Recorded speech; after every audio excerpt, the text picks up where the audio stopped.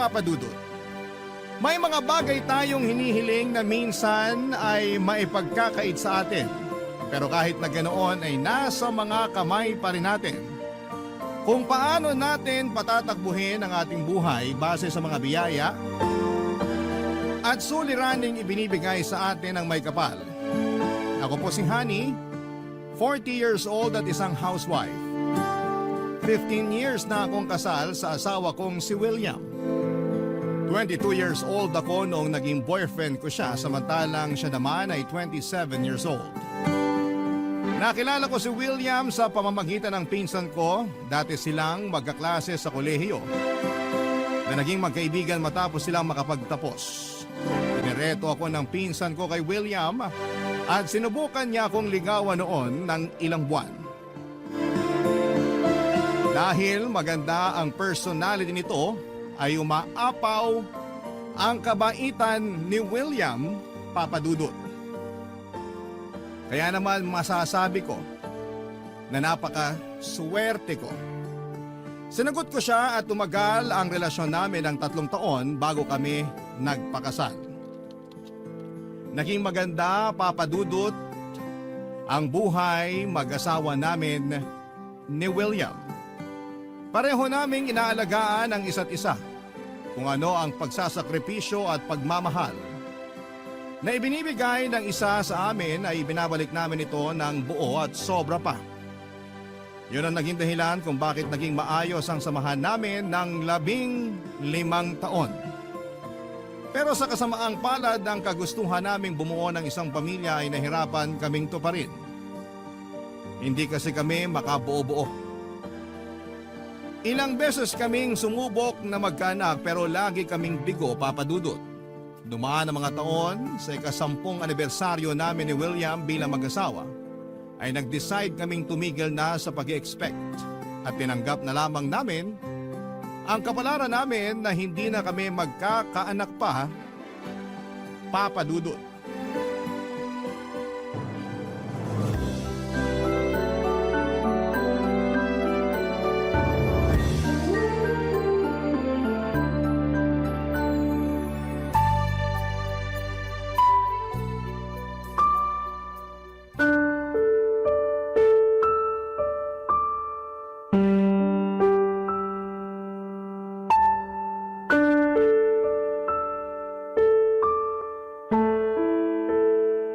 Sa tingin mo, ano naman kaya ang dahilan ng Diyos kung bakit ayaw niya tayong bigyan ng anak? Di ba ang gusto niya magparami tayo? Pero bakit may mga taong hirap namang magkaanak? Hindi ko rin alam. Basta ang alam ko, mahirap tong pinagdadaanan natin. Mahirap umasa. Mahirap ang maghintay. Isa sa mga pangarap ko sa buhay ay yung araw na makita kitang kalong-kalong mo ang anak natin. Pero kung wala talaga, siguro kailangan na lang talaga nating tanggapin kung ano man ang kapalaran natin. Ay, masama ba tayong tao? Hindi ba natin deserve magkaroon ng anak? Hindi, wag mong isipin yan. Wala tayong ginagawang masama. Wala tayong inaapakang tao. Wala tayong kasalanan. Kaya wag mong isipin na kaparusahan ang ginagawa sa atin dahil lang hindi tayo magkaanak. Kailanman, hindi magkakaroon ng masamang hangarin ng Diyos sa atin. Hindi niya tayo bibigyan ng problemang hindi natin kayang lutasin. Pero bakit? Bakit ganitong klaseng problema pa ang binigay niya sa atin? Hindi ko alam pero nakakasiguro ako na may purpose ang Diyos kung bakit hindi niya tayo binigyan ng anak. Anong klaseng purpose naman yun? Lahat tayo ay may kanya-kanyang trabaho sa mundong to. At sa tingin ko, ang trabaho nating mag-asawa ay ang makatulong sa isang batang nangangailangan ng magulang. Anong ibig mong sabihin? Maraming batang walang magulang ngayon na nangangailangan ng mag-aaruga sa kanila. Marami ding mag-asawa ang walang anak katulad natin. Siguro ang layunin ng Diyos para sa ating dalawa ay tumulong na mabigyan ng magulang ang mga batang mag-isa na lang sa buhay. Anong gusto mong sabihin? Gusto mo bang mag-ampon tayo ng bata? Oo sana. Yun na lang talaga ang naiisip kong paraan para magkaroon tayo ng anak. Naisip ko na rin yan. Pero nag-aalangan ako dyan eh. Bakit naman? Kasi, paano kung hindi natin magampanan ng maayos yung pagiging magulang natin sa bata? Siyempre iba pa rin yung pagmamahal na ibibigay mo sa totoo mong anak kesa sa anak na alam mong hindi naman galing sa'yo. Hindi naman natin kailangang isipin na anak ng iba yung batang aampunin natin eh. Ituturing natin siya bilang totoong anak. Ituturing natin siya na galing sa atin. Kung sakali mang mag-ampon nga tayo, sasabihin ba natin sa bata ang totoo na ampon siya? Mas maganda yon para sa bata. Sabihin natin ang totoo sa kanya habang bata pa lamang siya. Para sa ganun, hindi na siya magulat kapag nalaman niya ang totoo. Mas mabuti yon na wala tayong itinatagong sikreto sa kanya para magkaroon siya ng tiwala sa atin. Ano, gusto mo bang mag-ampon na lang ng bata? Pwede bang pag-isipan ko muna? Sige, hindi naman to basta-bastang desisyon eh. Pag-isipan mo to ng maigi dahil panghabang buhay na desisyon tong gagawin natin. Kapag ba pumayag ako, paano gagawin natin? May kakilala ako nagtatrabaho sa National Authority for Child Care. Siya ang nagsuggest sa akin na mag-ampon na lang tayo ng bata dahil maraming bata ngayon ang nangangailangan ng kalinga. Tutulungan niya tayong mag-adapt ng bata kung sakali mang pumayag ka na. Sige, bigyan mo ko ng ilang araw para makapag-isip-isip. Habang ginagawa mo yan, paano kung mag-adapt na lang muna tayo ng aso? Gusto mo ba? Aso? Oo, maging fur parent muna tayo para hindi tayo mabigla. Alam ko na bawal tayong magkaaso noon dahil allergic ang mama mo sa mabalahibo. Pero ngayong nakabukod na tayo, pwede naman na siguro tayong mag-alaga ng hayop. Parang magandang idea nga yan. Uy, gusto ko ng husky kasi ang ganda ng breed na yun. Pero mahal, ang nasa isip ko sana Aspin yung i-adapt natin. Aspin? Oo, yung mga asong Pinoy, yung walang breed. Marami rin kasing aso ang napapabayaan ngayon dahil sa mga taong hindi marunong mag-alaga eh. At least, kapag nakapag-adapt tayo, makakatulong tayo sa mga asong walang nag-aalaga sa kanila. Pwede rin naman yan. Sige, yan na lang muna ang gawin natin. Pumapayag ka? Oo, subukan muna nating mag-alaga ng aso. Salamat, mahal. Matagal ko na talagang gustong magkaroon ng aso. Ganon na nga po ang ginawa namin ni William Papadudut. Nag-adapt muna kami ng aso para maging anak namin. Isa ito sa mga preparasyon na sinubukan namin para hindi kami mabigla sa pagkakaroon ng anak. Chi ang ipinangalan namin sa aso na isang aspin mula sa isang shelter na nag-alaga ng mga stray dog. 1 taong gulang na siya nung nakuha namin ito.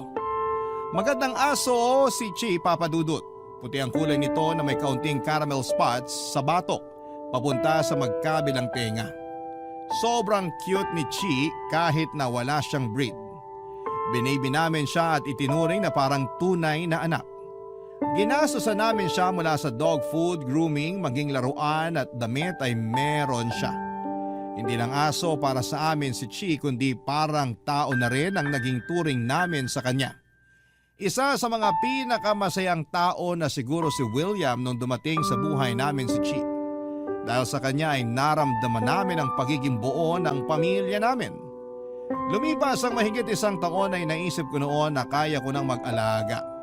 Hindi lang ng aso, kundi ng tao. Kaya naman pumayag na ako sa kagustuhan ni William na mag-adopt ng baby. Sa isang foundation kung saan nagtatrabaho ang kaibigan ni William, ay nag-inquire kami sa proseso kung paano ang mag-ampon ng bata. Una naming binuo ang requirements tulad ng marriage certificate, police clearance, health certificate at income tax return. Kailangan din magpasa ng letter of recommendation at psychological evaluation para mapatunayan na fit talaga kami ni William na mag-alaga ng bata. Matagal ang naging proseso ng adoption, Papadudut. Para na rin akong nagdalang tao dahil sa mga buwang hinintay namin bago na-finalize ang lahat. At matapos ang mahabang paghihintay ay dumating din sa buhay namin ang isang batang matagal na naming hinihiling, Papadudut.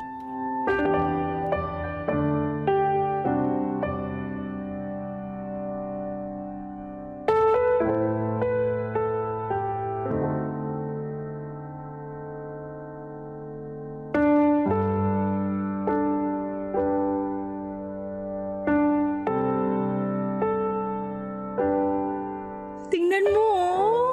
Ang haba ng pilik mata niya. Oo nga eh. Manipis din ang labi oh. Tsaka medyo matangos ang ilong.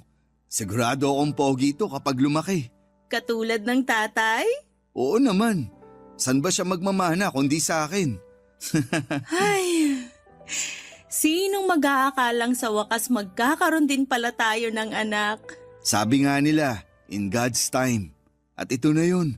Ito na yung oras na inilaan ng Diyos para maging magulang tayo. Uy, hello, Chi!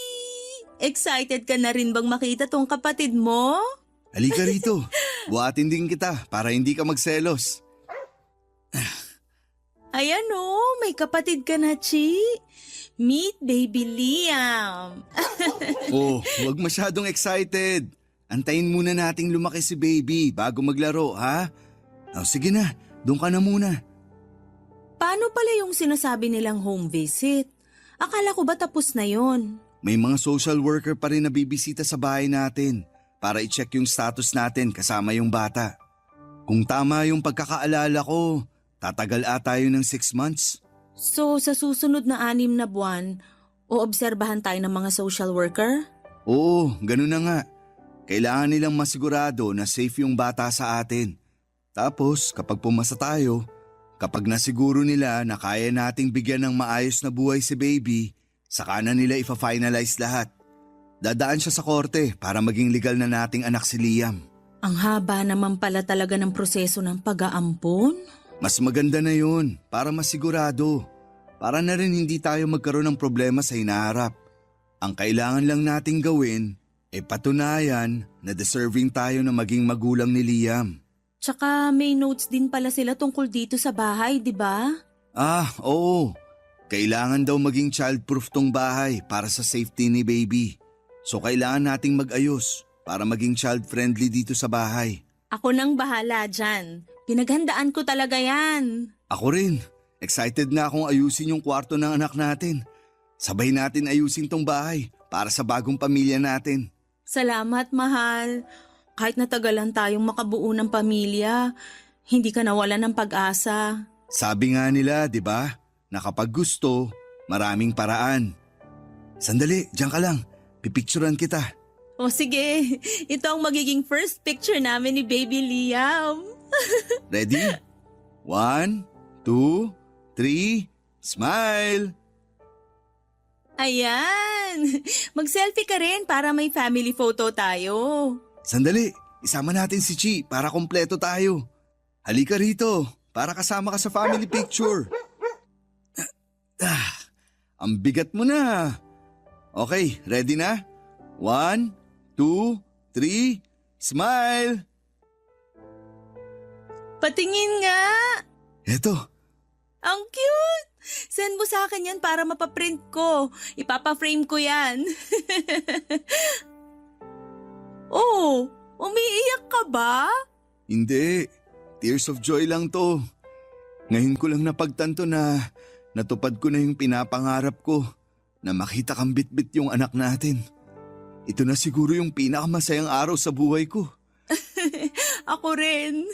Hindi ko malilimutan tong araw na to. Sa wakas, kompleto na tayo. Papadudot malaki ang pinagbago ng buhay namin ni William simula nang dumating si Liam sa buhay namin. Ginawa namin ang lahat para maging safe ang bata at para mapatunayan namin sa social worker na fit kami bilang mga magulang ni Liam. Lumipas nga ang 6 na buwan at nakapasa rin kami bilang magulang ni Liam. Sa tulong ng aming lawyer ay naging legal na rin na anak namin si Liam. Simula noon ay unti-unti naming binuo ni William ang pangarap naming pamilya. Mas tumibay ang pagsasama namin ng asawa ko simula noong naging magulang na kami ni Liam at ng aso naming si Chi. Sa loob ng ilang taon ay si Chi ang naging kaagapay namin sa pagbabantay kay Liam. May punto noon na tuwing umiiyak si Liam ay si Chi ang nakakapagpatahan sa kanya. Para bang magkapatid na nga ang itsura ng dalawa kahit na aso lamang si Chi. Kailanman ay hindi iniwan ng aso namin ang tabi ng anak namin. Bilang kapalit sa pagiging loyal ni Chi sa amin, ay ibinibigay namin sa kanya ang lahat ng gusto niya. Kung gaano ang pagmamahal at pag-aalaga na ginagawa namin kay Liam ay ganon din ang pinaparamdam namin kay Chi. Minsan ay twining pa nga sila sa damit kapag lumalabas kami ng bahay, Papa Dudut. Si China ang nagmistulang panganay namin samantalang si Liam naman ang pangalawang anak. Hanggang sa dumating ang pandemic noong 2021. Pareho kaming nawala ng trabaho ni William. Sa loob ng mahigit 1 taon ay umasa lamang kami sa emergency fund naming dalawa habang naka-lockdown ng buong Pilipinas. At nung lumuwag ang restriction ay sa halip na maghanap ulit ng trabaho, ay naisipan namin mag-asawa na umuwi na lamang sa probinsya at doon ay pagpatuloy ang masayang buhay namin. Papa Dudut. Barangay Love Stories. Barangay Love Stories. Papa Dudut, sa Isabela ang probinsya namin.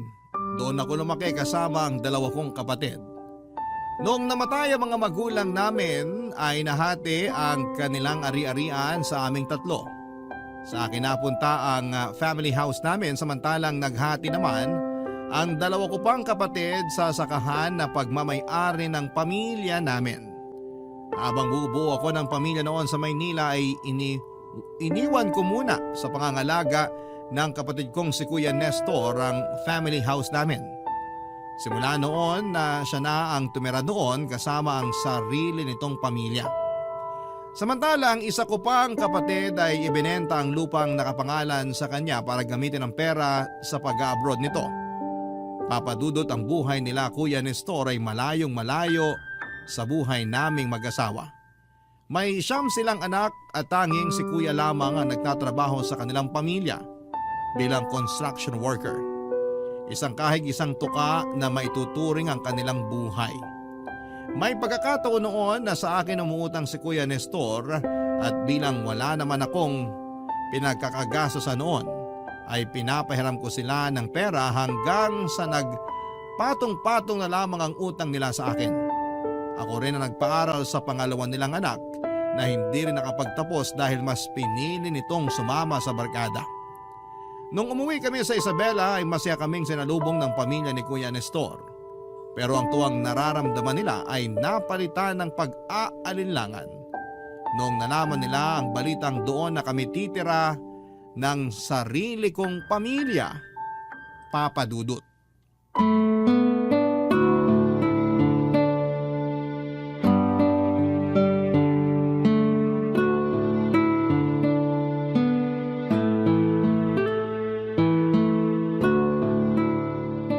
Hindi man lang kayo nagsabi, edi sana nasundo namin kayo. Hindi na kailangan. May sasakyan naman kami eh. Tsaka gusto namin kayong isurprise. Kung gano'n, na-surprise nyo kami. Kaya lang, hindi kami nakapaghanda sa pagdating nyo. Wala tuloy na lutong pagkain para sa inyo. Magpapabili na lang ako ng lechon manok sa anak ko. Ay kuya, wag na. Pupunta din naman kami ni William sa bayan. Kami na lang bibili ng panghapunan. O sige, kayong bahala. Nasaan pa lang mga bata? Hindi ko alam kung saan nagpupunta ang mga yon. Tsaka na lang sila umuwi kapag hapunan eh. Antayin mo na lang sila. Uuwi rin yung mga yon. Eh yung asawa mo? Nasa kabilang barangay na naman yon. Bakit? Doon ba siya nagtatrabaho? Hindi, wala yung trabaho. Ano pa bang aasahan mo kay Mina? Nagsusugal yon, naglalaro ng tong its. Ayan ang sinasabi ko sa inyo eh. Wala na nga kayong makain. Mas inuuna niyo pa ang pagsusugal. Hayaan mo na. Yun na nga lang ang tanging libangan niya eh. Siya rin naman na nag-aasikaso sa mga anak namin buong maghapon. Kaya pinagbibigyan ko na lang siya. Ay, nako. Sino nga pala gumagamit ng kwarto sa taas? Yung mga babae, sina Teresa, Angeli at Camille. Tapos yung 3 lalaki sa dating kwarto ni Kuya. Yung bunso naman kasama namin ng asawa ko. Eh yung panganay sa kapangalawa? Nagsialisa na yung mga yon. May sarili ng pamilya yung panganay ko. Talaga? Oo, nakatira siya ngayon sa asawa niya dun sa Ilocos. Eh yung pangalawa? Yung pangalawa naman, yung pinag-aral mo tapos hindi nakapagtapos, hindi ko na alam kung saang parte ng Pilipinas nakatira yon. Hala, bakit naman? Nakipagtana ng gaga. Sumama sa nobyo niyang mas matanda sa kanya ng 10 taon. Kuya naman, bakit mo naman hinahayaan yung mga anak mong magkaganyan? Matatanda na sila. Alam na nila ginagawa nila. Kahit na, kayo pa rin ang magulang. Dapat kayo ang gumabay sa kanila. Hindi yung hinahayaan nyo lang sila sa gusto nila. Sus, kung makapagsalita, wala kang ang anak eh. May anak na kami ni William. Ampon naman. Kesyo ampon o hindi, ang sinasabi ko, magulang pa rin ang obligadong magbantay sa mga anak kahit ilang taon na sila. Wala na tayong magagawa. Nangyari na yung nangyari. Maiba tayo. Ano pala yung sinasabi mong truck na darating mamaya? Yung mga gamit namin yon. Medyo na-delay sila sa biyahe kaya hindi namin sila nakasabay dumating. May dala kayong isang truck na gamit? Oo, lilipat na kami dito ng pamilya ko. Dito na kami titira. Ha? Paano na kami niyan? Huwag kayong mag-alala, hindi naman namin kayo paaalisin eh.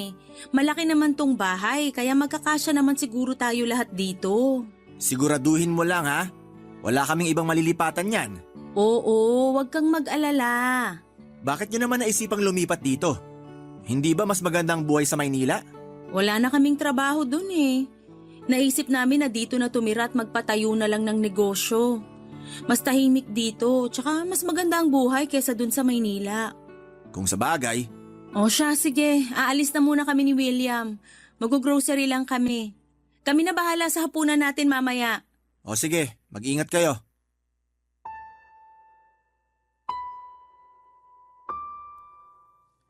Pagkarating namin sa probinsya ay agad naming inayos ang plano naming pagpapatayo ng sarili naming convenience store. Medyo malayo sa bayan ang bahay namin, Papa Dudut. Kaya kinailangan pa naming maghanap ng pwesto kung saan ay maraming tao at walang masyadong kakompetensya. Kasabay nito ay agad ding naghanap ng trabaho si William. Dahil maganda naman ang work experience nito ay mabilis siyang nakuha sa trabaho. Samantala mas pinili ko namang maging stay-at-home mom na lamang para mabantayan sina Liam at Chi sa bahay. Dahil malaki-laki naman ang family house namin, ay hinayaan ko na lamang ang pamilya nila Kuya Nestor na manatili doon. Sa mga unang buwan ng pagsasama ng dalawang pamilya namin, sa isang bahay ay naging maayos naman ang dynamics namin. Mabilis kaming nakapag-adjust sa buhay sa probinsya. Pero kalaunan ay unti-unti kong napapansin ang mga hindi magagandang ugali ng pamilya nila Kuya Nestor. Ang mga anak ni Kuya na pawang teenager ay lagi noong nag-aaya ng barkada sa bahay para mag-inuman. May sarili kasi kaming garahe kaya malawak ang pwesto nila para mag-inom. Hinayaan ko lamang ito noong una hanggang sa ginabi-gabi na nila ang pag-iinom kahit na may pasok sila kinabukasan. Sa kabilang banda naman, ang mga babaeng anak ni Kuya ay nagdadala ng lalaki sa bahay at doon sila naglalampungan.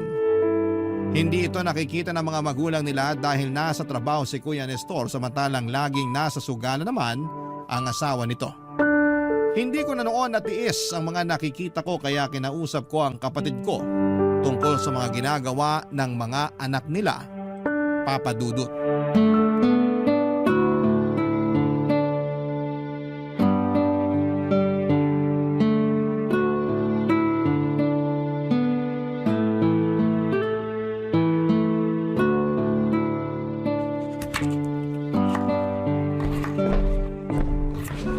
Oh, honey, ano yung ginagawa mo? Nagpe-prepare na ako ng sahog para sa ulam na lulutuin ko mamaya. Ang aga naman. Ano bang lulutuin mo? Adobo. Request ni William. Matagal na raw kasi siyang hindi nakakatikim ng special adobo ko eh. Adobo? Anong klaseng adobo naman yan? Mix. Pinaghalong manok tsaka baboy. Paborito kasi to ni William, lalo na kapag may kasamang patatas at hard-boiled egg. Uy, kakaiba yan ha. Naks, mukhang masarap ang ulam mamaya ah. Dapat pala damihan mo yung isasaing mong bigas kasi sigurado akong mauubos yan mamaya. Masarap talaga to kasi special recipe ko to. Ito kaya ang dahilan kung bakit na-inlove sa akin ang asawa ko.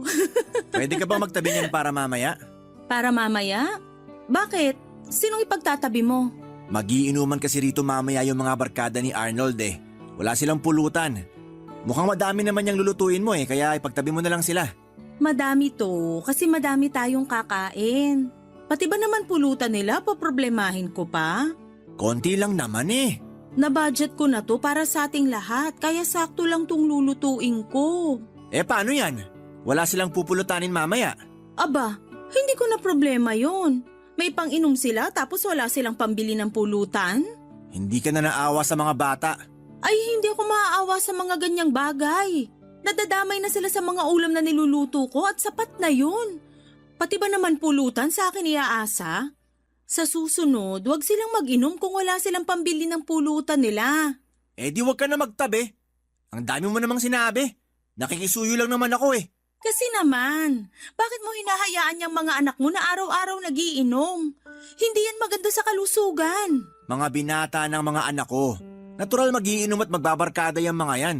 Parte yan ng pagbibinata. Parang hindi ka naman dumaan dyan. Hindi natural yun, kuya. Okay lang yung uminom paminsan-minsan, pero yung araw-araw? During weekdays pa at may pasok sila kinabukasan? Hindi naman apektado ang pag-aaral nila eh. Anong problema doon? Ang problema doon, bukod sa maaga nilang tinutusta ang mga atay nila, gastos yung ginagawa nila. Sa halip na yung pera na pambili ng alak, ibili sa mga importanteng bagay, di sana nakakatipid pa kayo ng asawa mo. Bakit mo ba pinoproblema yan? Hindi naman ikaw ang gumagastos sa pang-inom nila. Pulutan nga, ayaw mo magbigay eh. Tapos nangingialam ka pa dyan? Hindi ko sila pakikialaman kung hindi ako nadadamay. Kung walang-wala kayo, kanino ba kayo humihiram ng pera? Hindi ba sa akin? Ngayon, isusumbat mo na yung pagpapahiram mo ng pera sa akin. Hindi ko sinusumbat yon. Gusto ko lang ipunto na ayusin niyo yung mga priority niyo sa buhay. Tingnan mo nga anong oras na. Nasaan yung asawa mo? Nandun pa rin sa sugalan. Alam mo may pagka-intermitida ka rin eh. Huwag mong pakialaman tong pamilya ko. Hindi ko naman pinapakialaman ng pamilya mo ah. Hindi nga, pero para sa ikabubuti niyo naman tong ginagawa ko. Nasa iisang bahay tayo kaya kailangan tayong magtulungan. Tulungan mo na lang ako kapag nagpapatulong ako sa'yo. Pero kapag hindi ko kailangan ng tulong mo, manahimik ka na lang. Grabe ka, kuya. Ikaw yung grabe. Magluto ka na nga lang dyan.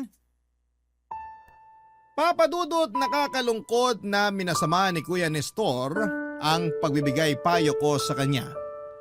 Sa tingin ko ay may karapatan naman akong pagsabihan sila dahil una, ako ang may-ari ng bahay na tinutuluyan nila at pangalawa ay kapakanan lang din naman ng pamilya niya ang concern ko. Pero kahit na napagsabihan na ay wala pa rin nagbago sa mga hindi magagandang asal nila, Papadudot. Sa katunayan ay mas lumala pa nga ito na para bang sinasadya nila ang mga ginagawa nila. May pagkakataon noon na nagpapasaring na sa amin ang asawa ni Kuya Nestor. Ang pinakaayaw daw niya sa lahat ay ang mga taong pakialamera. Sinabihan naman ako ng asawa ko na hayaan na lamang sila pero hindi ako ganon, Papadudot. Ayokong tinatapakan ako ng ibang tao kaya noong sumobra na ang mga pagpaparinig na ginawa ng hipag ko ay sinagot ko na siya. Nauwi ito sa awayan ng dalawang pamilya sa puntong hindi na kami nagpapansinan noon. Kahit na nasa isang bahay lamang kami. May hangganan ng pasensya ng bawat tao, Papadudot. At kahit pa gaano kabait ang isang tao ay nauubos din ang pangunawa nito.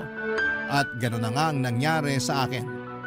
Nang minsang nagkaroon ulit ng inuman, ang mga pamangkin ko sa bahay namin ay biglang nagkaroon ng gulo. 2:00 na noon ng madaling araw noong nagising ako sa mga sigawan nila sa baba.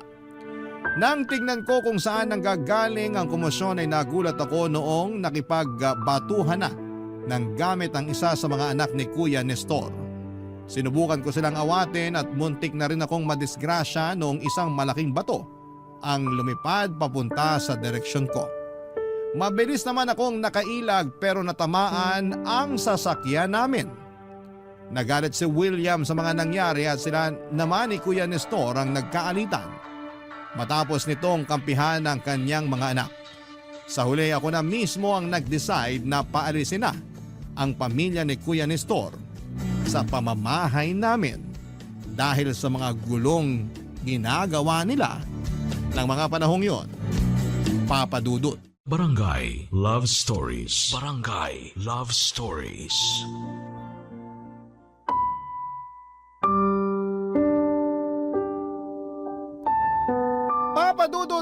nagustuhan ni Kuya Nestor ang ginawa ko sa pamilya niya. Sobra na kasi noon ang mga nangyayari sa puntong nadadamay na ang tahimik naming pamilya. Kaya kahit ayoko man ay mas pinili kong paalisin na lamang sila para sa kabubuti ng sarili kong pamilya. Pero dahil sa ginawa ko ay nagtanim ng sama ng loob sa akin ang sarili kong kapatid. Pati na rin ang buong pamilya nito. Ganun pa man ay wala na silang magagawa dahil sa akin nakapangalan ang family house namin, Papa Dudut. May sariling lupa naman talaga si Kuya Nestor pero matagal na nila itong naibenta para mabayaran ang mga utang ng kanyang asawa sa pagsusugal.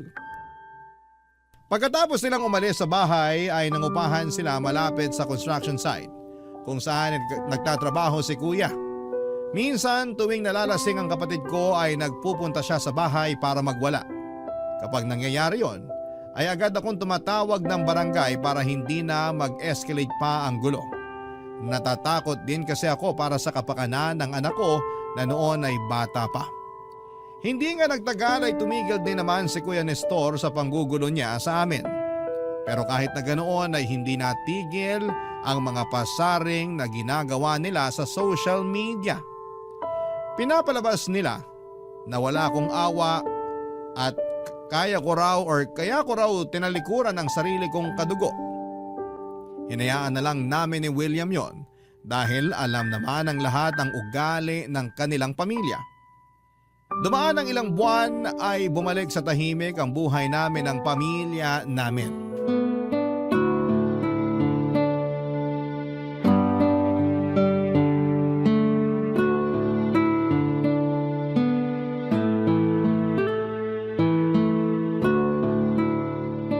Marami kang niluto para sa breakfast ngayon ah. Maaga akong nagising kaya naglinis ako ng ref. Niluto ko na yung mga pagkaing malapit ng mapanis. Bakit tayo nagkaroon ng sobrang pagkain? Di ba nga twice tayong kumain sa labas this week? Tapos nag-attend pa tayo ng birthday kahapon. Ay, oo nga. Naaalala ko na naman yung nangyari kahapon. Bakit? Di ba nga nagpang-abot tayo nila Nestor? Hindi ko alam na imbitado rin pala sila sa birthday.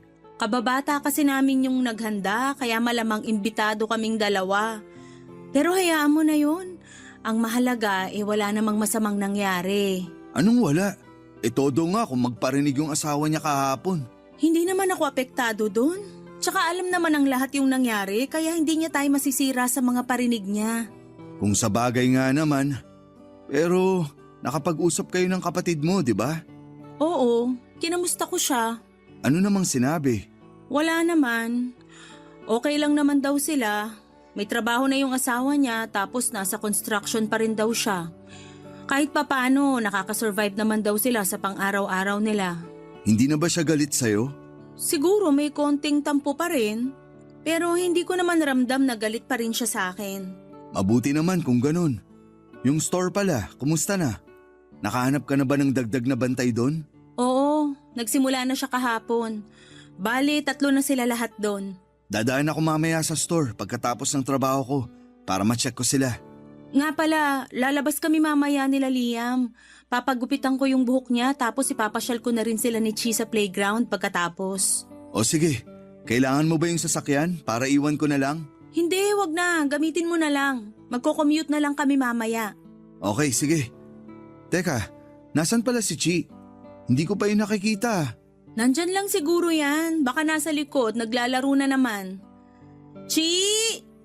Halika na, kumain ka na rin. Wala eh. Sabi na may mali eh. Kasi kapag ganitong breakfast, nandito na yun na umaaligid. Sandali nga. Chi! Check mo nga dyan sa likod, dyan sa may labahan. Chi! Chi! Wala eh. Wala siya dito. Wala? Hala, sa taas kaya? Wala siya doon. Doon ako galing eh. Hindi ko siya napansin doon bago ako bumaba. Sandali, check ko muna sa harap, baka nandun siya.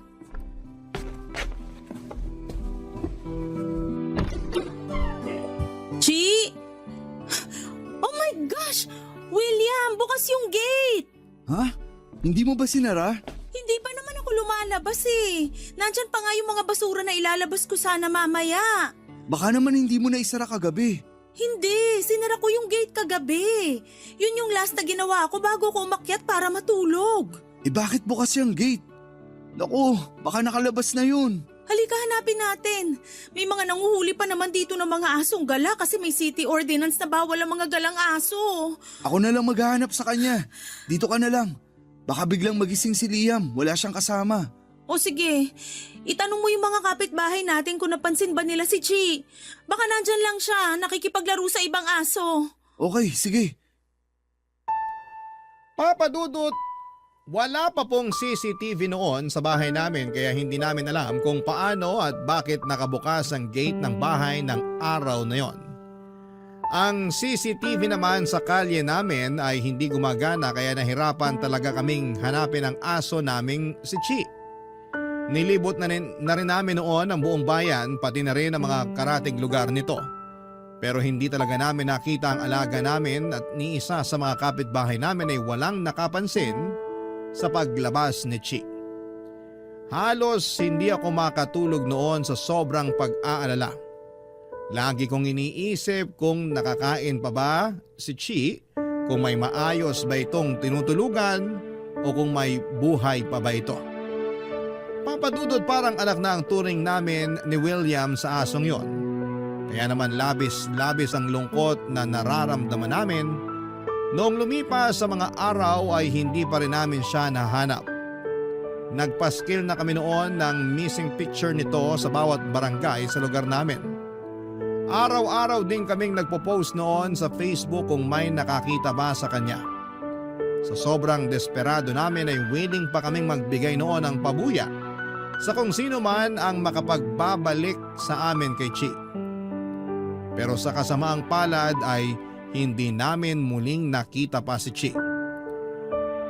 Ang unang anak na itinuring namin ni William, si Chi ang unang nagbigay sa amin ng pamilya na matagal na naming hinahangat. Kaya daig pa namin ang namatayan nung hindi na namin muling nakita pa ang aso namin. Papadudod, sinisisi ko ang sarili ko sa mga nangyari. Dumating pa nga ito sa puntong kine-question ko ang sarili ko kung nasara ko ba talaga ang gate namin ng gabing yon o hindi. Mabuti na lamang kahit na ganoon ang nangyari ay hindi ako sinisi ng asawa ko sa nangyari. Kasabay ng pinagdadaan na naming pagsubok noong araw na yon ay nasakto namang binisita ako ng kapatid kong si Nestor upang kumustahin kami, Papa Dudut.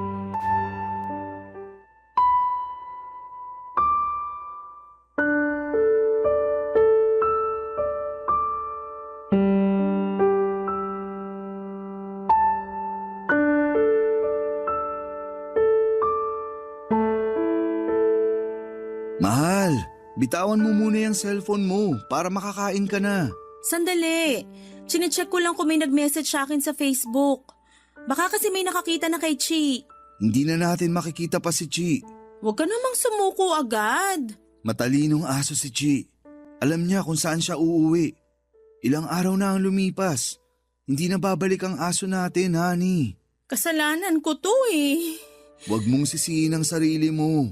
Walang may gusto sa nangyari. Sa tingin ko, may kumuha sa kanya eh. Kumuha? Oo, kasi kung nakatakas lang siya, babalik at babalik yun. Pero dahil hindi na siya bumalik, malamang may kumuha sa kanya. Sana kung sino man yun, ibalik na niya si Chi. Miss na miss ko na talaga siya eh. Ako rin, miss ko na siya. Hindi pa rin naman nawawala yung nararamdaman kong pag-asa na baka isang araw, bigla na lang bumalik sa atin si Chi. Pero kung magpapakatotoo ako, mas maganda yung tanggapin na lang natin yung posibilidad na wala na talaga siya. Sana talaga may nakakita na lang sa kanya. Para kahit papano mapanatag ako na may nag-aalaga sa kanya. Honey, nandyan ba kayo? May tao Tao yata. ba? Sino kaya yun? Sandali, check ko.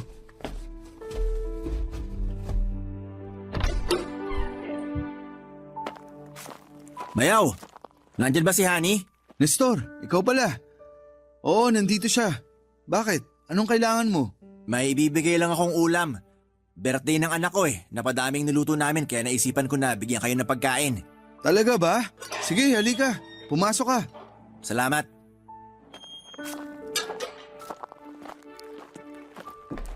Ani, nandito si Nestor. Kuya? Anong ginagawa mo rito? Nagdala ko ng ulam nyo. Adobo. Eto. Wow, salamat! Anong meron? Birthday daw ng anak niya. Talaga? Sino? Yung bunso ko. Kung gusto nyo, daan kayo sa bahay. Maraming handa doon ngayon. May inuman din bayaw kung gusto mo. Salamat, pero hindi ako umiinom eh. Enjoy na lang kayo. Ano naman tong dinala mo? Adobo. Nabanggit mo noon na paborito nyong adobo. Kaya naisip ko na dalhan ko kayo nito. Parang peace offering ko na rin sa inyo. Maikli lang ang buhay para magkatampuhan. Kaya ako na mismong humihingi ng tawad sa mga maling nagawa namin ng pamilya ko sa inyo. Hayaan mo na yon. Kalimutan mo na yung nangyari noon. Magkapatid tayo at tayong dalawa rin lang naman ang magtutulungan sa hirap eh. Salamat. Oh, tikman nyo na tong luto ko. Gusto kong malaman kung pasado ba sa panlasa yung gawa ko. O sige nga, anong klaseng adobo ba to? Hulaan nyo kung ano. Bayaw, tikman mo rin. O sige. Anong klaseng karne to? Medyo mabuto siya tsaka parang medyo makunat. Sorry ha. Huwag ka ma-offend. Makunat ba? Karne ba to ng kambing? Masarap naman siya. Masarap ba? Hindi yan kambing. Hindi kambing? Eh ano to? Parang hindi naman to baboy o baka eh. Aso. Adobong aso yung kinakain nyo. Ano? Aso to? Pinakain mo kami ng aso? Hindi lang yan basta aso. Yan yung pinakamamahal nyong aso. Nawawala yung aso nyo, di ba? Ayan, nahanap nyo na siya. Anong sabi mo? Oh my gosh! Lintik lang ang walang ganti. Sinira niyong pamilya ko. Dahil sa inyo, lagi kami nag-aaway ng asawa ko. Kaya ito ang bawi ko sa inyo. Gago ka!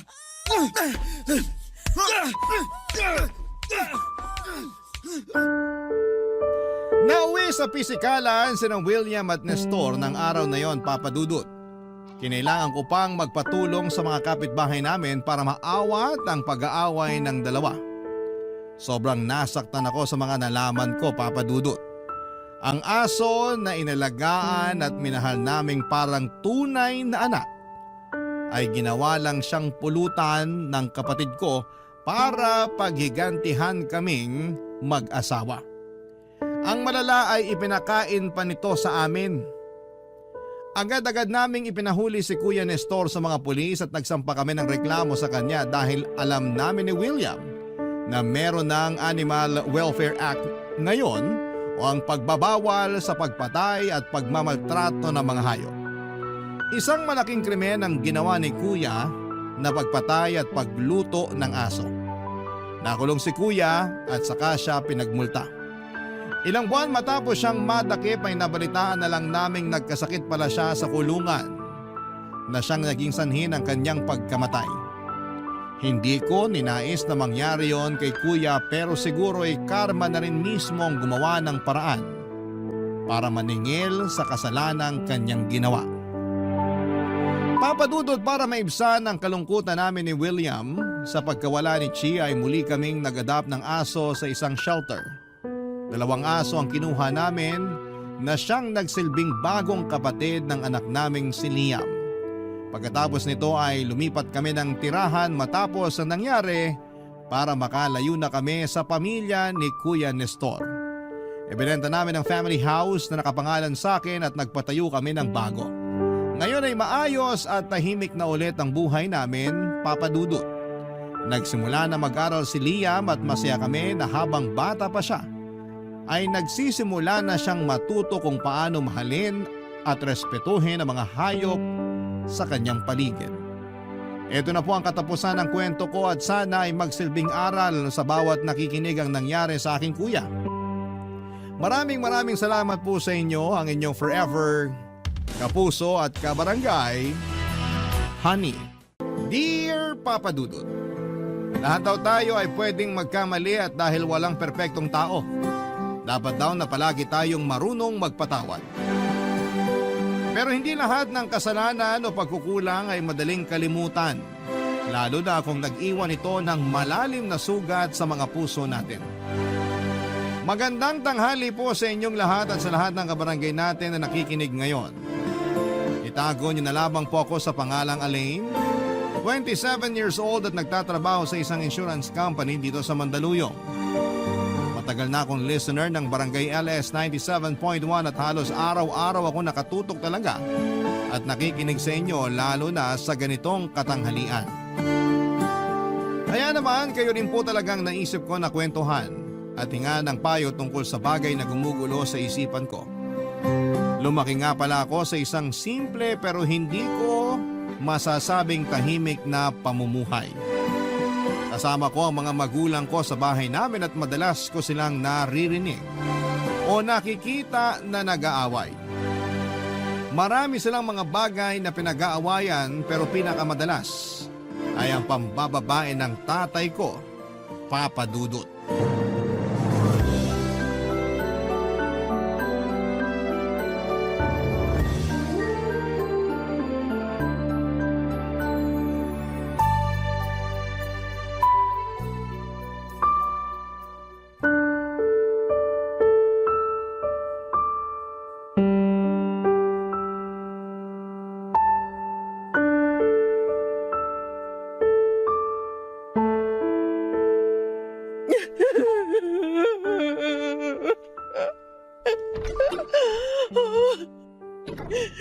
Nay, ano pong hapunan natin?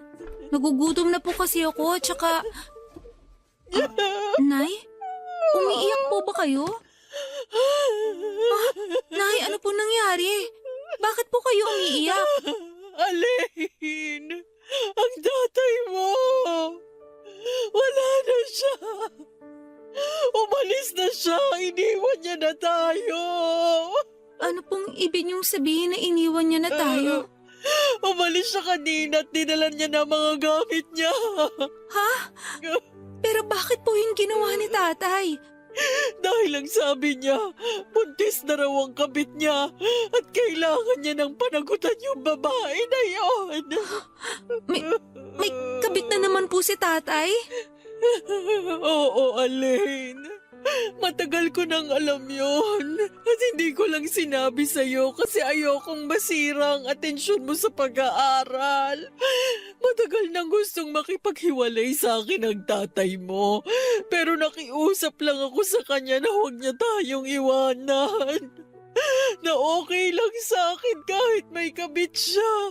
Basta uuwi pa rin siya dito sa bahay natin. Sabi ko naman po sa inyo dati pa eh. Na kung hindi na kayo masaya kay tatay, okay lang po sa akin na maghiwalay na kayo. Pero bakit naman po pumayag pa kayo na lokohin niya kayo ng paulit-ulit? Dahil ayoko ngang masira ang pamilya na to. Hindi mo ba naiintindihan yun? Gusto kong manatili tayong buo sa bahay na to. Kahit alam niyo na hindi na kayo mahal ni tatay? Oo! Ayos lang sa akin ang lahat basta magkakasama tayo. Ayos lang talaga sa akin. Kaya hindi ko maintindihan kung bakit kailangan pa tayong iwan ang tatay mo. Tanggap ko naman kahit nalaman kong buntis na ang kabit niya. Sinabi ko sa kanya na ayos lang kahit... Nay, naririnig niyo po ba yung sinasabi niyo? Ayos lang po talaga sa inyo kahit nabuntis ni tatay ang kabit niya? Wala na po ba talaga kayo natitirang respeto para sa sarili niyo? Hindi mo kasi ako naiintindihan, Elaine.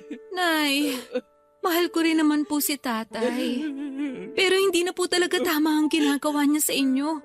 Kaya wala na rin ako nakikitang dahilan para mahalin at irespeto ko pa siya bilang tatay ko. Huwag mo gang sabihin yan! Tatay mo pa rin siya! Kung marunong siya magpakatatay, hindi siya aalis ng bahay na to. Hindi niya kayo lolokohin. At hindi siya magkakaroon ng anak sa ibang babae. Kaya gumising na po sana kayo. Huwag niyo na pong iyakan ng isang walang kwentang tao na gaya niya. Hindi ko kaya. Hindi ko kaya na mawala siya sa buhay ko, anak. Hindi ko kaya na mawala siya sa atin. Kakayanin niyo po, Nay. Kakayanin niyo para sa akin. Kakayanin po natin mabuhay nang wala siya. Pangako. Pangako, hindi po ako mawawala sa tabi niyo. Gagawin ko ang lahat para mabuhay tayo nang wala si tatay sa bahay na to.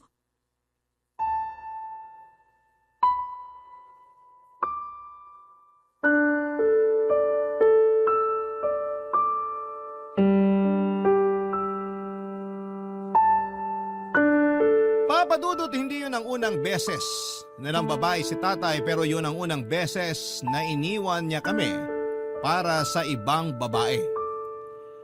Sobrang nasaktan ako noon para kay nanay kasi saksi ako sa ilang taon na pagtitiis at ilang beses na pagpapatawad na ginawa niya kay tatay.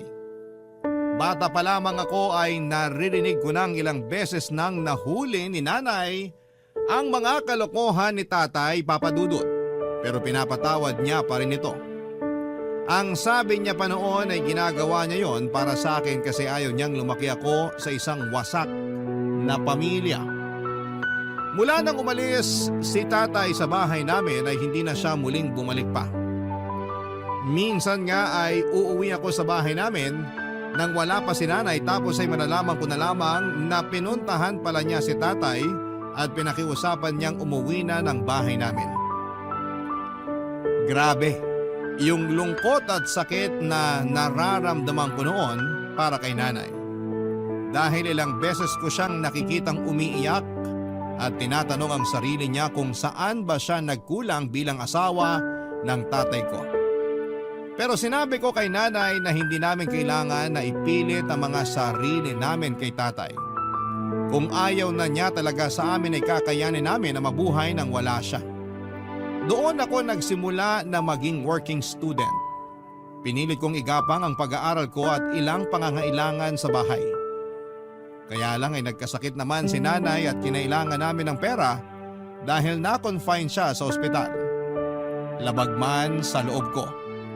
Pinuntahan ko si tatay sa bahay ng kabit niya para humingi ng tulong sa kanya, Papadudot.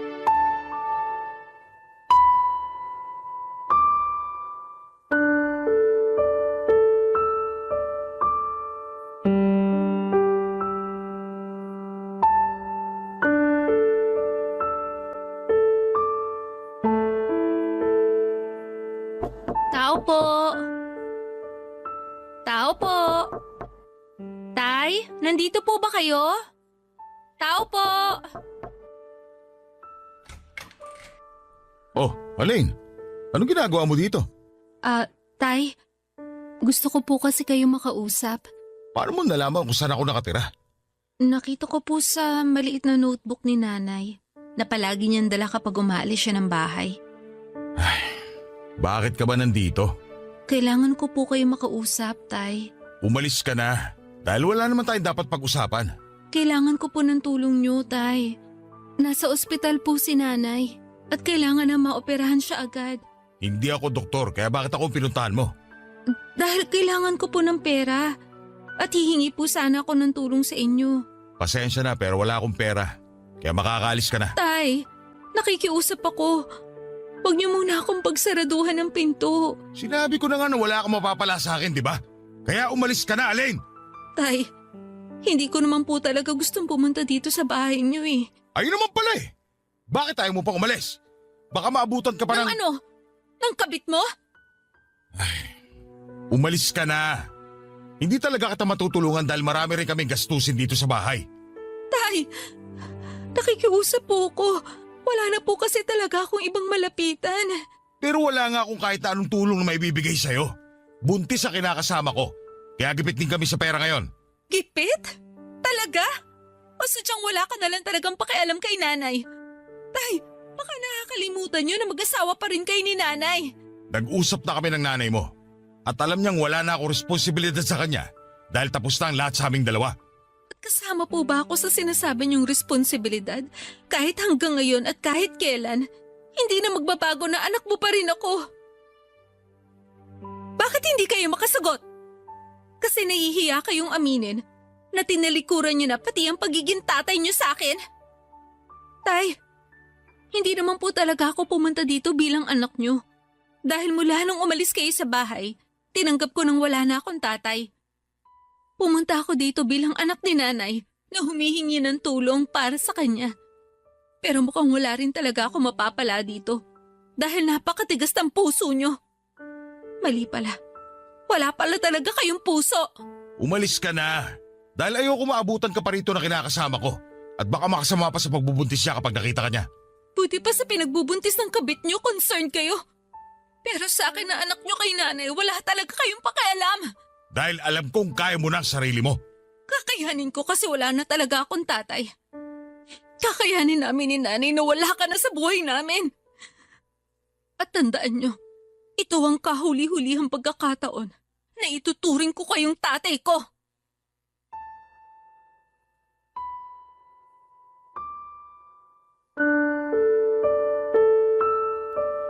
Papadudot nang sabihin ng doktor noon na kailangan na maoperahan si nanay sa lalong madaling panahon ay hindi na ako masyadong nakapag-isip noon.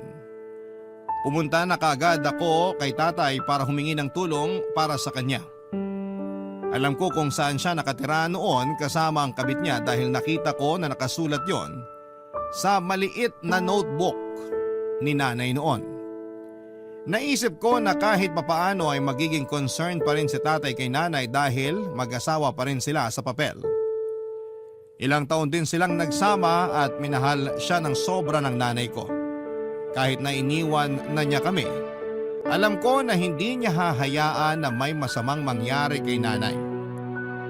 Pero nagkamali ako sa akala ko dahil naging napakatigas ng puso ng tatay ko. At kahit na anong pakiusap o pagmamakaawa ang gawin ko noon, ay talagang tiniis ako ni tatay na hindi tulungan sa panggastos para sa operasyon ni nanay. Papadudot hindi ako makapaniwala na wala na talagang natira ni katiting na pagmamahal si tatay para kay nanay.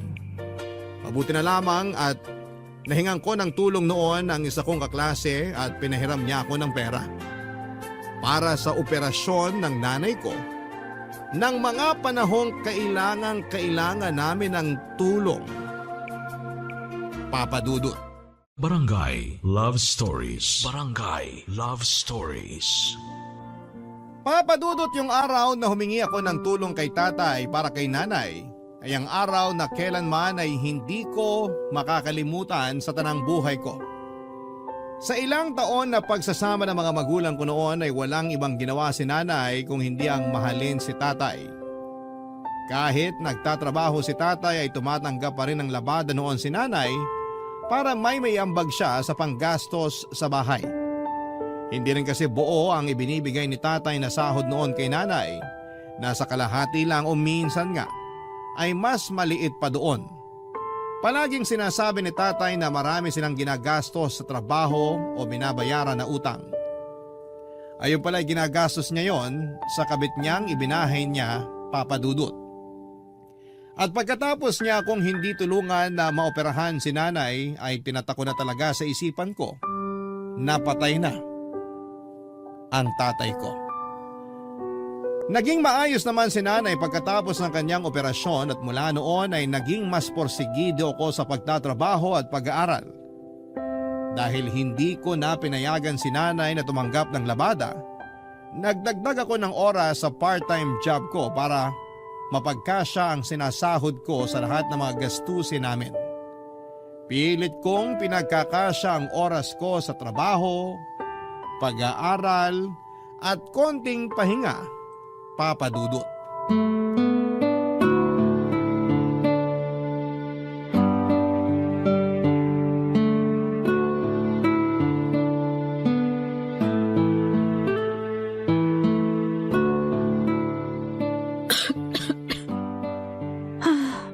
Ang hirap naman itong nire-review ko. Alin, anak?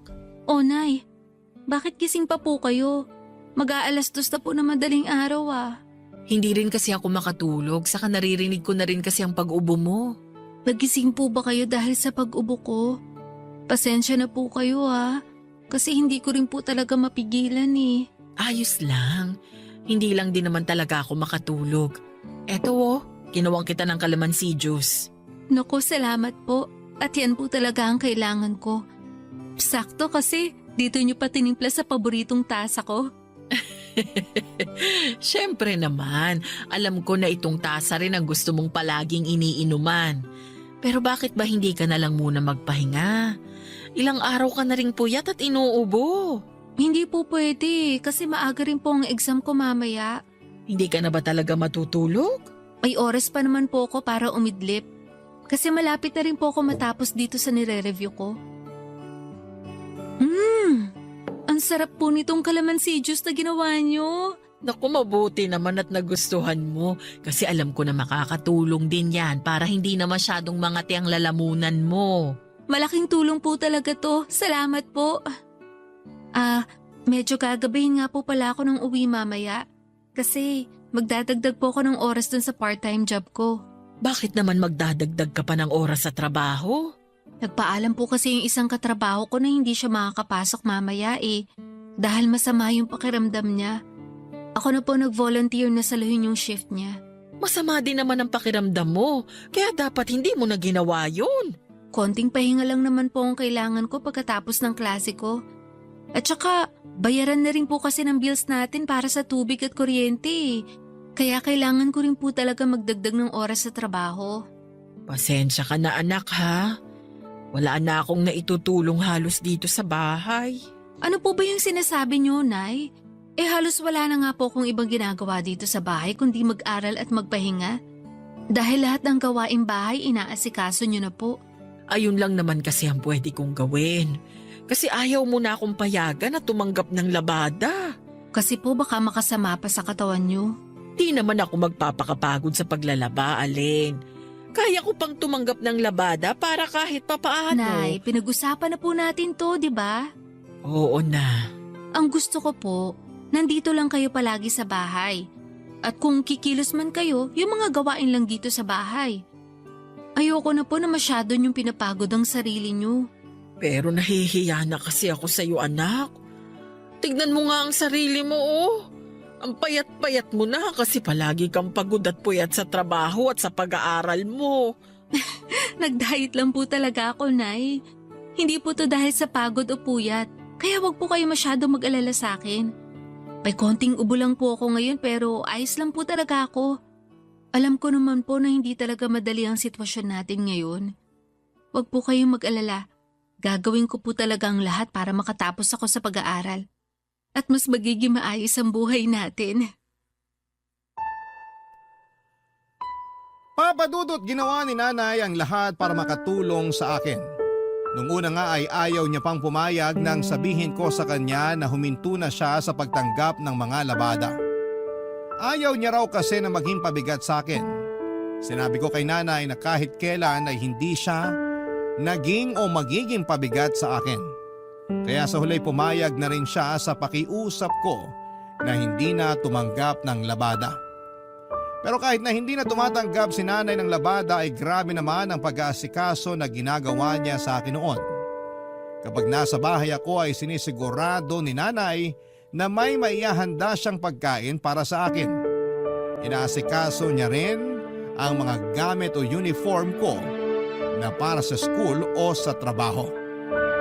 At madalas na hinihintay niya pa akong makauwi ng bahay para sabay kaming kumain.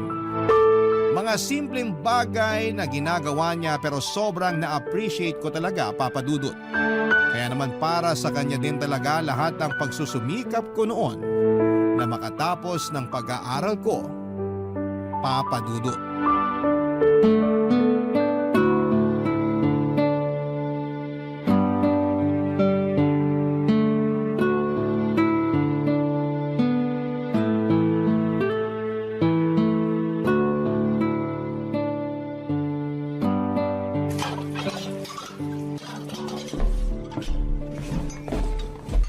Alin, tulungan na kita dyan sa pagliligpit mo. Ayos lang po, Nay. Patapos na rin po ako dito. Sigurado ka ba? Opo, kasi mga baso na lang naman yung binabanlawan ko dito. Okay. Sige, pero napagod ka ba kanina sa pag-aasikaso ng mga bisita para sa celebration natin ng graduation mo? Hindi naman po, Nay. Kayo nga po ang iniisip ko kasi alam ko na kayo ang mas napagod. Dahil sa mga ginawa niyong pagluluto ng mga pagkain para sa handa ko. Sabi ko naman po kasi sa inyo mag-order na lang tayo ng mga pagkain eh. Mas makakamura kasi tayo kung ako ang magluluto. At yun naman ang nangyari, di ba? Malaki ang natipid natin kanina dahil ang mura ng mga gulay at karne na binili ko. Binenta ng mga suki ko ng mas mura ang mga paninda nila sa akin nung sabihin ko na para sa'yo yon, para sa graduation celebration natin ang pagtatapos mo sa pag-aaral. Talaga po, Nay? Oo. Nakakatuwa naman po sila. Sakto nga lang din po yung niluto nyo eh kasi konti lang yung mga bisita natin kanina. Sabi ko naman kasi sa'yo, imbitahan mo lahat ng kaklase mo para malaman nila kung gaano kasarap magluto ang nanay mo.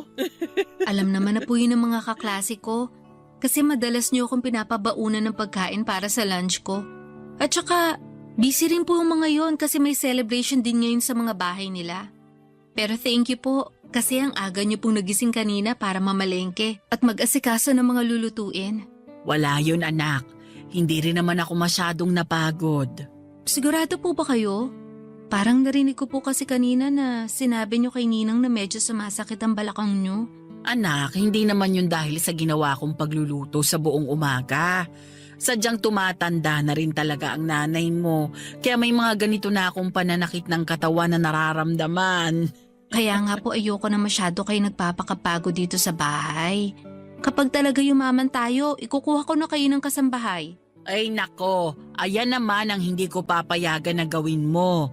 Kasi ayoko talaga ng may ibang tao dito sa bahay natin. Hindi ako komportable na may estranghero tayong kasama dito.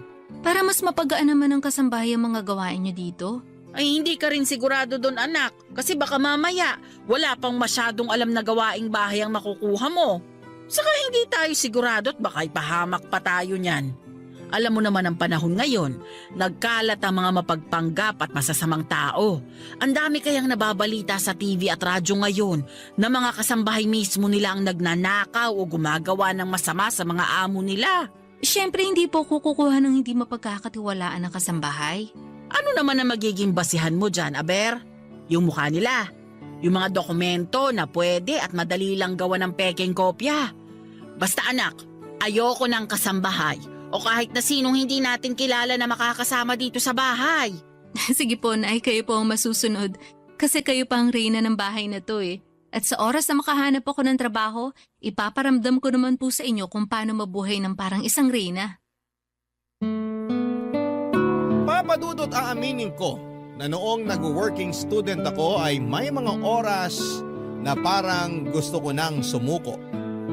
Napapatanong ako sa sarili ko kung bakit kailangan na pagdaanan ko ang ganong kabigat na mga pagsubok ng buhay. Bakit kailangan na bigyan ako ng tatay ko or bigyan ako ng tatay na kagaya ng tatay ko, pero dahil sa nanay ko ay palagi at pilit akong nagpapakatatag noon. Siya ang ginawa kong lakas at inspirasyon para hindi ako sumuko. Iniwan man kami ni tatay noon, mag-isa kong itataguyod ang buhay namin ni nanay. Tutuparin ko lahat ng mga pangarap namin kahit kaming dalawa na lamang ang magkasama sa buhay. Hindi madali pero kinaya kong gawin lahat ng yon.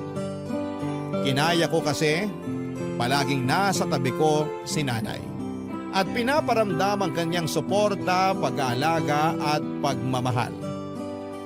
Kaya naman nang makatapos ako ng pag-aaral, alam ko sa sarili ko na si nanay lang ang dahilan kung bakit at paano ko yon nagawa.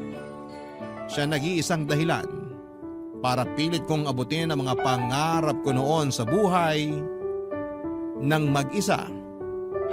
Papa Dudut. Barangay Love Stories. Barangay Love Stories. Papa Dudut, nang makatapos ako ng pag-aaral ay mas naging porsigido ako sa buhay.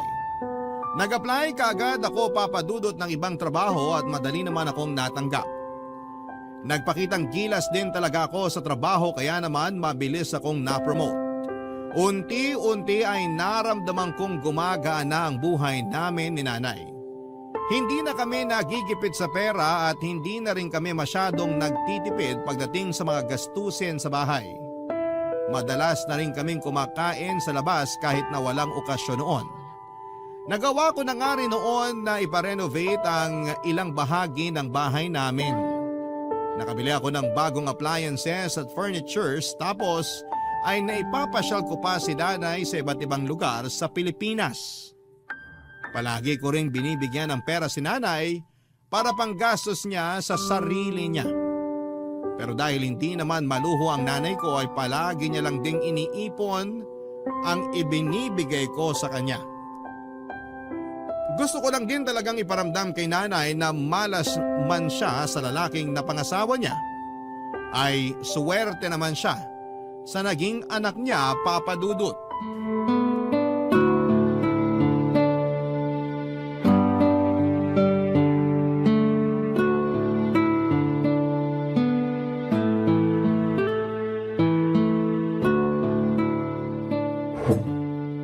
Ang ganda naman ng tasa na to.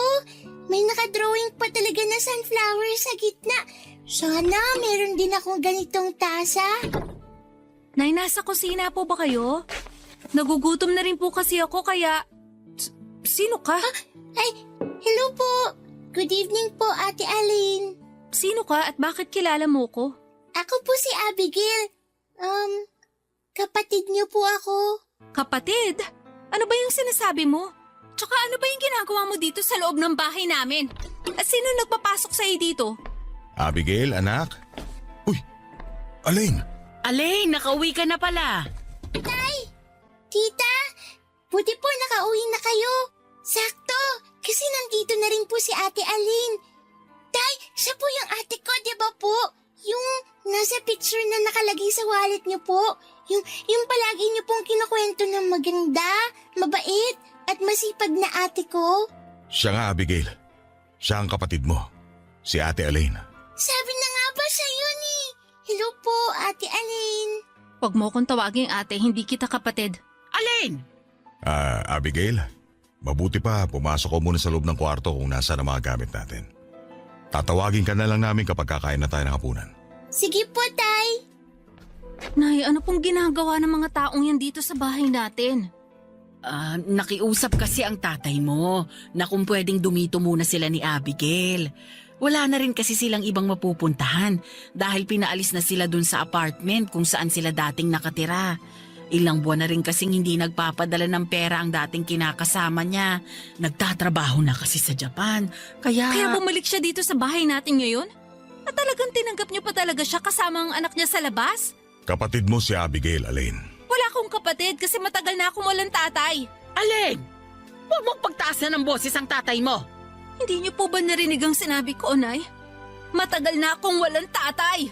Dahil mula nang ipagtabuyan niya ako nang minsang humingi ako ng tulong sa kanya para sa pagpapagamot niyo, tinatak ko na sa isip ko na namatay na ang tatay ko. Kasi siya naman yung umalis eh. Siya yun ang iwan at nagalis sa atin sa buhay niya. Tapos ngayong bigla siya bumalik, tatanggapin niyo naman agad siya. Kalilimutan niyo lahat ng ginawa niyang panuloko sa inyo. Aalisan niyo na naman ng respeto ang sarili niyo. Magpapakatanga na naman kayo sa lalaking yan. Bahay ko pa rin ito at ako pa rin ang masusunod sa bahay na to. Kaya sa ayaw at sa gusto mo, dito muna titira ang tatay at kapatid mo. Papa Dudut, pakiramdam ko ay parang bumalik bigla lahat ng galit sa puso ko nang muli kong makita si tatay sa loob ng pamamahay namin. Bumalik bigla sa isipan ko yung pang-iiwan na ginawa niya kay nanay at pagtataboy sa akin noong humingi ako ng tulong sa kanya. Naramdaman ko ulit ang sama ng loob sa kanya dahil sa paulit-ulit na pangangaliwa niya kay nanay. Gustong gusto ko talaga siyang paalasin noon pero hindi ko magawa kasi si nanay na mismo ang nagpatuloy sa kanya sa bahay namin. Papadudot sa ilang taon na pilit kong ginapang ang pag-aaral ko at buhay namin ni nanay nakatatak sa isipan ko na patay na si tatay. Dahil alam ko naman na noon na wala na akong kahit na anong aasahan mula sa kanya. Inalis niya kami sa buhay niya kaya dapat na rin namin siyang alisin sa buhay namin. Yung mga plano ko noon ay para sa aming dalawa na lamang ni nanay. Hindi na kasama doon si tatay kaya mabigat para sa akin na muli siyang makasama sa isang bahay kasama pa ang bunga ng kasalanang ginawa niya sa pamilya namin. Papa Dudut.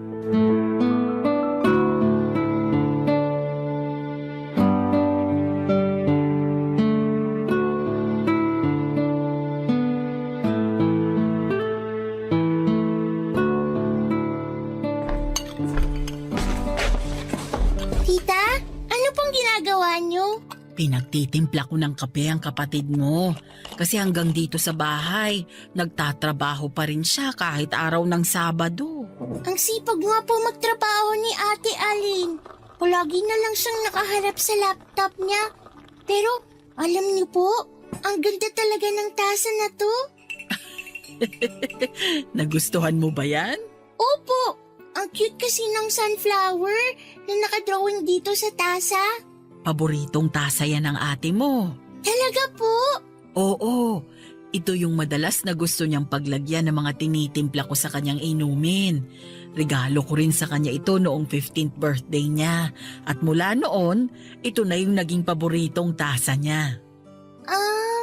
Kaya po pala parang espesyal sa kanyang tasa na yan. Ganun na nga, pero huwag kang mag-alala. Ibibili rin kita ng ganyan kapag may nakita na ako sa palengke. Yay! Thank you po, tita. Pero okay lang po ba kung ako nang magdala ng kape ni Ate Alin sa kanya? Sigurado ka? Gusto mong ikaw ang maghatid nito sa ate Alain mo? Opo, okay lang po ba? Oo naman, sige. Eto, dalhin mo na tong tasa ng kape sa sala kasi andun ang kapatid mo. Sige po, ako na pong bahala dito. Salamat, Abigail. Pupunta lang din ako sa likod ng bahay. Tutulungan ko ang tatay mo sa paglilinis doon. Dadalhin ko na rin po tong tasa ng kape ni Ate Alin.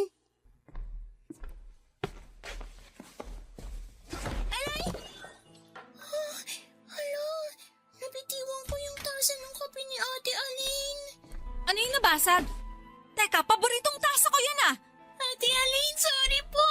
Nabitiwan ko yung tasa ng kape kasi hindi ko po napansin na may tsinelas pong nakaharang sa dadaanan ko. Pero hindi naman po ako nasaktan kasi malayo sa paa ko Ano ba sa tingin mo ang ginagawa mo? Hindi mo ba alam na regalo pa sa akin ni nanay ang tasang yan? Tapos babasagin mo lang? Ate Alin, hindi ko naman po talaga sinasadya. Sorry po. Anong hindi mo sinasadya? Halika nga dito! Aray ate, nasasaktan po ako. Bitiwan niyo na po ang braso ko. Alam mo, ikaw? Gawain mo rin talaga manira ng mga gamit dito sa bahay namin, no? Dahil ikaw din ang dahilan kung bakit nasira ang pamilya namin. Alam mo ba yon, ha? Ikaw ang sumira sa pamilya namin. Kaya dapat sa'yo tinuturuan ng leksyon para maputol agad yung mga sungay mo. Aray ko, tama na po. Huwag niyo na po ako paluin. Tatay, tita, tulungan niyo po ako. Ayoko na Ano nangyayari dito? Oh, Diyos ko! Alain! Anong ginagawa mo sa kapatid mo? Alain, bakit sinaktan mo ang kapatid mo? Abigail, halika na dito. Tay, Ayos ka lang ba? May masakit ba sa'yo? ayoko na po dito, tay. Umalis na po tayo. Ayoko na po sa bahay na to. Pagsabihan niyo yung batang yan. Nasasanay siya manira ng mga gamit dito sa bahay. Tay, hindi ko naman po talaga sinasadya na mabitiwan yung tasa ng kape. Kasi may nakaharang pong tsinela sa dinadaanan ko. Nasugatan ka? Napasok ko ba na mainit na kape? Hindi naman po ako nasugatan o napasok. Kaya lang, nagalit na po agad sa akin si Ate Alin. Hindi ko naman po talaga sinasadya na mabasag ang paborito niyang tasa eh. Alain! Ano na naman bang kinagagalit mo kay Abigail? Binasag niya lang naman ang paborito kong tasa, anay. Hindi naman sinasadya na kapatid mo na mabasag ang tasa mo, Alain. Kaya hindi mo na siya kailangan saktan. Pwede po ba? Huwag niyo nang ulit-ulitin na kapatid ko ang batang yan dahil magkaiba kami ng nanay. Ako pa rin ang tatay niyo ni Abigail. At hindi mo na mababago yon. Matagal nang patay ang tatay ko. At hindi nyo na rin po mababago yun. Hindi nyo na po maaalis sa isip ko na inabandonan nyo kami ni nanay para sa kabit nyo at sa batang yan. Kaya wag nyo nang asahan na magbabago pa ang pakikitungo ko sa anak nyo. Kasi para sa akin, hindi ko siya kapatid at hindi ko siya ituturing na parte ng buhay ko.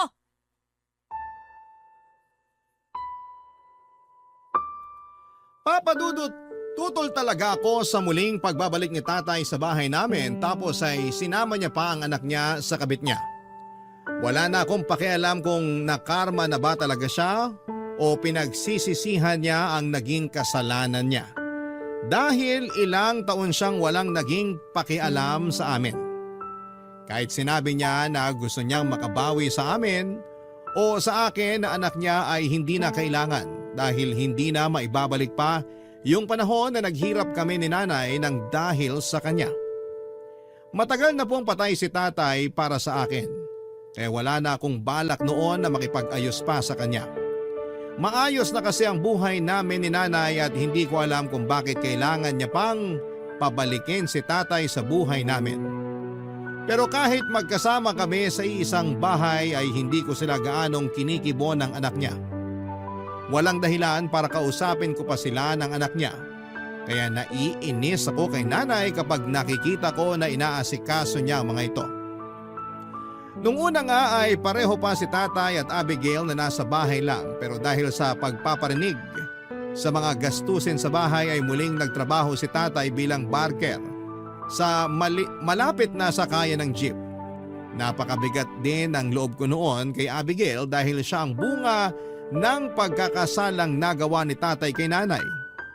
Alam ko na walang kasalanan ng bata pero hindi ko pa rin maalis ang bigat na nararamdaman ko para sa kanya.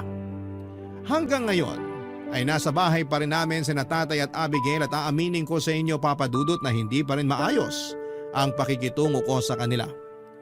Hindi nyo naman ako masisisi kung maging ganito ako sa kanila dahil sa mga pinagdaanan ko sa buhay.